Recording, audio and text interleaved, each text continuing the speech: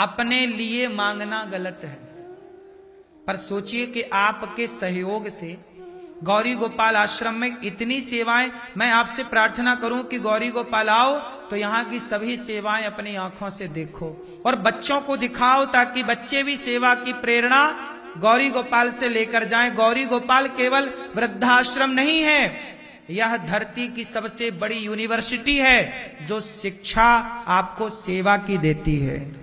ये सेवा करना सीखना हो तो गौरी गोपाल की यूनिवर्सिटी आइए, यहाँ केवल देखिए कैसी माताओं की सेवा। 290 वृद्ध माताएं रहती हैं। आपके घर में तो एक वृद्ध माँ है, वो भी कई बच्चों को बोझ लगती है तो घर से निकाल देते हैं, पर यहाँ तो 290 माताएं हैं। आज बात करेंगे एक माँ से। मैया कहाँ से आई हो मेरी माँ? लखनऊ से, राजाजीपुरम से। लखनऊ जी। तो लखनऊ से यहाँ आई मैया, कब आई आप? 1.5 साल हुआ है महाराज जी। 1.5 साल जी। और कौन कौन है आपके घर पर? जी घर पे कोई नहीं, माँ बाप एक्सपायर हो गए थे, भाई की मृत्यु हो गई थी, भतीजे के पास मैं रहती थी। हाँ।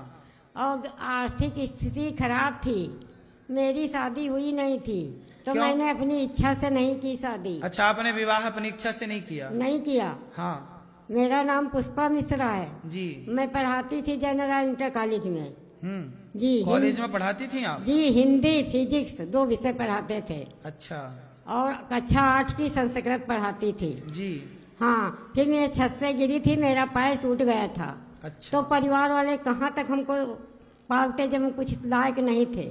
तो हॉस्पिटल में भर्ती हुई तो डॉक्टर साहब ने कहा कि गुल्ला टूटा हुआ है, काफी समय लगेगा।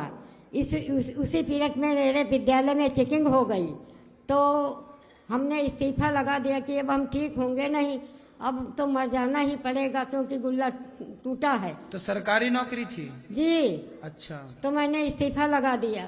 फिर पैर ठीक हुआ, ऑपरेशन की इच्छा नौबत आ गई थी, लेकिन ऑपरेशन नहीं हुआ, प्लास्टर के द्वारा ठीक हो गए। परिवार के भतीजे की बहू ने थोड़ा सा किया, क्योंकि मैं उठ चल नहीं पाती थी, पड़ी रहती थी बिस्तर पे, लेटरिन बाथरूम होती थी, तो वो कहाँ तक करते।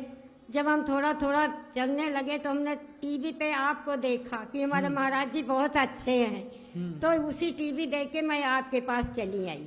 तब से हम यहाँ रहते हैं, किसी प्रकार की कोई तकलीफ नहीं, सारी सुविधाएं हमारे भैया पूरी करते हैं। और डेली माताओं के चरण दबाते हैं, मिलने जाते हैं, घी, दूध, खाना, पानी, दवा सब मिलता है। सब मिलता है भैया। तो भाई भौजाई के यहाँ थी आप? भतीजे के यहाँ भौजाई मायके चली गई।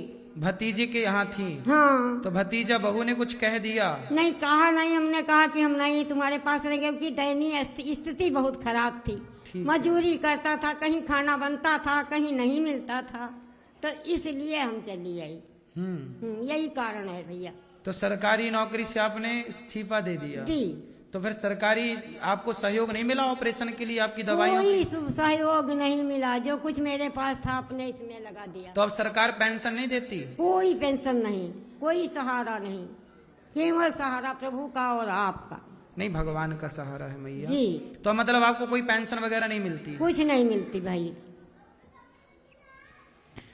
तो अब घर में कोई विवाह हुआ नहीं, बेटा है नहीं, बेटी है नहीं, कोई परिवार है नहीं, अब जो है वो भी दयनीय स्थिति। आप ही हैं भैया हमारे। बिल्कुल अब मैया। तो मेरा भैया है मेरे साथ में, कोई मुझे तकलीफ नहीं है। राधे राधे। खुश रहिए।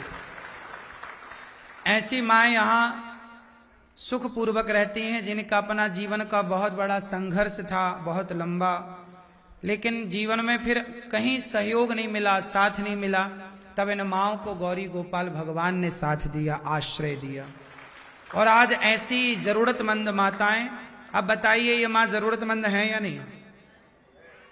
यदि इनको पेंशन मिलती तो कोई भी रख लेता, लेकिन पेंशन नहीं मिलती तो फिर मैया अब यहाँ है। और यहाँ मैया, यहाँ कोई कष्ट तो नहीं है आपको? भैया किसी प्रकार का कष्ट नहीं, सारी सुविधाएं आप देते हैं। और दवा, जब जो कोई माता बीमार पड़ती है आप तुरंत हॉस्पिटल भिजवाते हैं, और रोज दर्शन के लिए जाते हैं, चरण सेवा भी करते हैं। जितनी सेवा आप दे रहे हैं इतनी कोई नहीं दे पाएगा संसार में।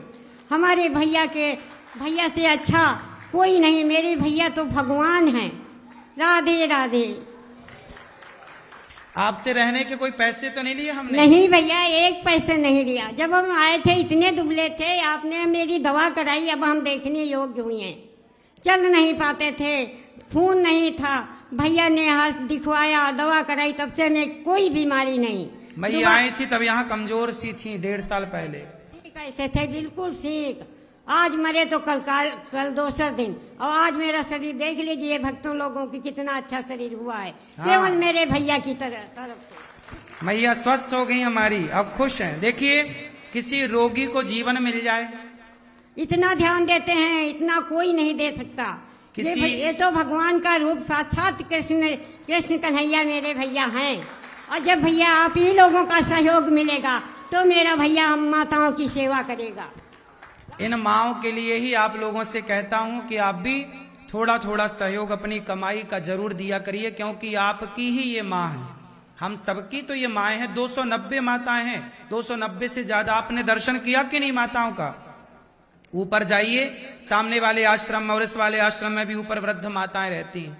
देखो अपनी आंखों से, जो सुन रहे हो उसे अपनी आंखों से देखो किस तरह माताएं रह रही हैं। आप भी इन माओं की जरूर सेवा करिए। और सुनिए भक्तों लोगों, आपसे मेरा हाथ जोड़ के कहना है, मेरे भैया का सभी लोग साथ मत छोड़ना, क्योंकि इन्हीं के सहारे से भैया हमारी सेवा कर सकते हैं। जो आप लोग सहयोग नहीं देंगे तो मेरे भैया कहाँ से सेवा कर पाएंगे। भैया आप सबका आशीर्वाद और आप सबका सहयोग। देखो, भगवान हम सबसे सारा कार्य कराते हैं, लेकिन भगवान हमें और आपको निमित्त बनाकर इन माओं के लिए यहाँ पर बिठाया है। तो हम सब सेवा थोड़ा थोड़ा, आपकी कमाई का 2% निकालिए, आप किसी एक वृद्ध माँ को गोद लीजिए, माँ को आप भोजन दीजिए, ताकि आपके सहयोग से आज माएँ भोजन आपकी ओर से करें, कि आज आपकी रोटी सभी माँओं को बांटी जाए, आज आपकी ओर से सभी माँओं को दूध बांटा जाए, आपकी ओर से दवाई मिले। आपकी तरफ से जब सहयोग मिला तो ये पूरा आश्रम बना माताओं के लिए। अभी और थोड़ा काम बाकी है इस आश्रम में, माताओं के लिए कमरों की फिनिशिंग बाकी है। जब आप सहयोग करेंगे तो आपके सहयोग से इन माओं को यहाँ पर रहने की, खाने की पूरी व्यवस्थाएं होंगी। आपके सहयोग से ही माओं को यहाँ सब कुछ मिलता है, इसलिए आप भी इनके बेटा बेटी बनकर सहयोग